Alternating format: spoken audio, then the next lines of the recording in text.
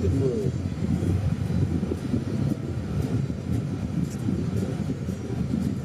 Ketiga, berjengka kan.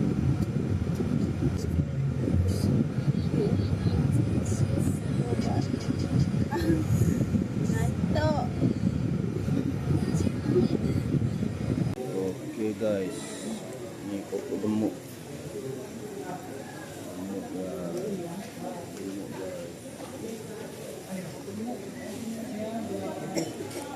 Gemuk guys. Gemuk guys.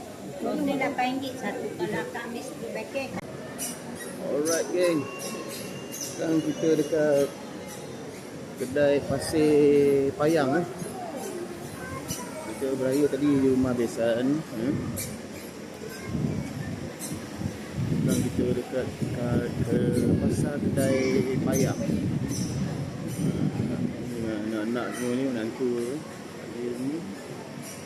Ada sekali. Banyak geng, kedai emas geng. Kedai emas geng. Venue pun ada. Venue ada geng.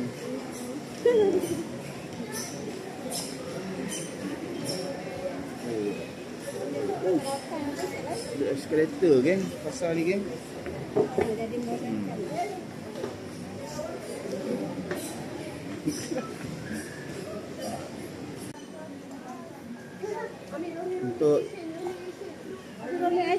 untuk ni YouTube. YouTube pula.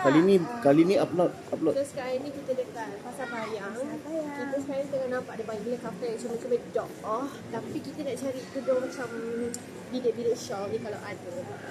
Banyak comel-comel tengok anak-anak pun. Murah-murah guys, 4,500 guys. Murah-murah. Baju batik 800. Murah guys.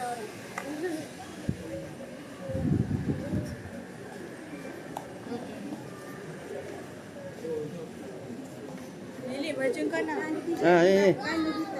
Ninja Turtle. Mana?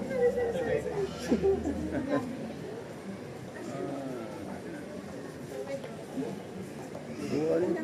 Cute lah luar ni. Jersey lah sana. Cuma dah. Mesti nak tak lumpur kalah. Okay. Cuci mata guys. Kita cuci mata anak-anak. Pasar kedai Payang guys. Nak tengok keluasan dia. Tu dia. Oh.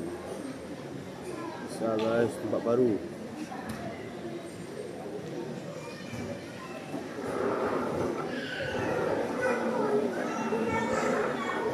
Kedai emas guys. Pasar kedai Payang. Beli emas. Oh, beli emas ni. Oh. Kepuk-kepuk.